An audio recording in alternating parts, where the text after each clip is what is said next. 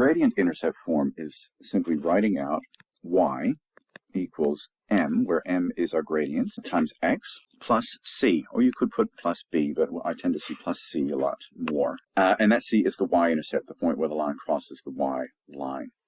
So we call it gradient intercept form, and it's always in that order.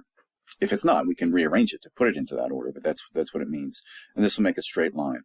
If the y-intercept is 0, so you would just get this. So it's y equals mx plus 0, so we don't write plus 0. And these will therefore, if 0 is the y-intercept, it's going to go through the origin. To sketch a graph using this method, find the y-intercept, and then use the gradient to find a second point, and we can join them up. So for example, if the gradient is 2 over 5, and that 2 is the rise, that says rise, over the run, we'll move 5 across and 2 up. Or if you'd like to do it from rise and run order, you can go 2 up and 5 across. Either way, it's going to take you to the same point. We get our second point, and we can connect those together. State the gradient and the y-intercept form for the graph. So we don't actually have to graph these, we just have to state them. So remembering that we have y equals m, which is the gradient, plus the y-intercept.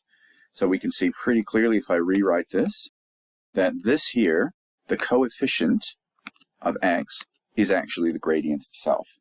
That would be a rise of 2 for every 1, so the 1 is not visible. And the y-intercept is equal to this, 1. And if it was a minus, we would take the minus with it. We would keep them together. For this one, y equals negative 3x, then the gradient is going to be equal to that coefficient, which includes the negative sign, negative 3, and the y-intercept is nada. So that's going to be 0. There's nothing there. Rearrange these linear equations into the form shown. So the first one is y equals mx plus c. So let's just use our algebra to keep y on this side. So I'll write it out. So I'll keep my 2 y's on this side, and I will do 10 minus 4x. That's kind of what we would normally do.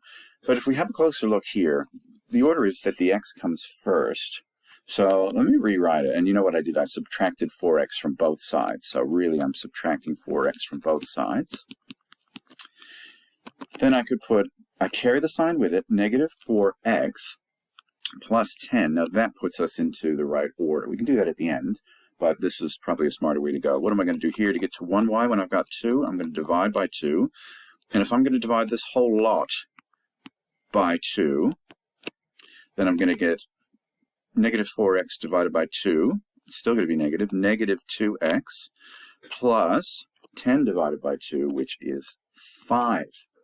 And that's it. That's as far as I can go. And sure enough, I have y equals mx plus c. For this one, we're asked for a different form. We're asked for ax plus by equals d.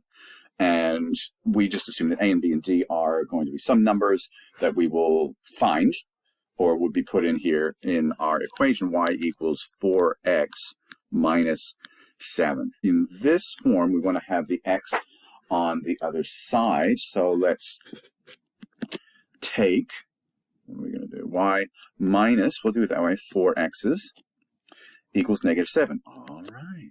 So that must be what our d is, negative 7. And so now we want to keep y on that side. So let's just logically turn it around. So we've got to have x first. So we'll do what we did before, negative 4x plus y. How many y's are there? There's an invisible 1 there. Equals negative 7. So what you could do is just leave it like that. It is in the right order, and it works. If you wanted to make it positive, though, you could, and it's still in the right form.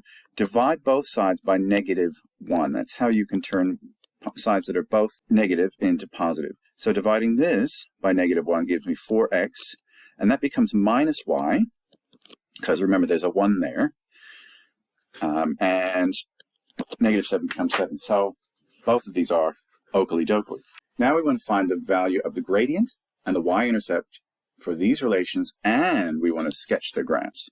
So y equals 2x minus 1. Now I think you can probably see that our gradient is 2 over 1, because every whole number over 1. So that gives us, for every 1 across, we're going to rise 2.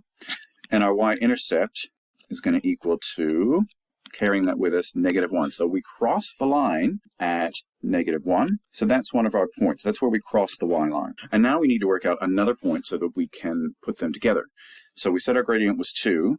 So for every 1 across, we move up 2. So that gives us 0.11. And now we can use the information that we have with a ruler, to connect, oh, look at that nice ruler, to connect these lines together. For this one, we're not looking at it in gradient intercept form, so let's do that first and remind ourselves that y equals mx plus c. So for this one, we've got x plus 2y equals 6. So to get the y's by themselves, we take 6 minus x. We subtract x from both sides. But of course, we know that we want that in the other order. Negative x, which is -1x, plus 6 is 2y.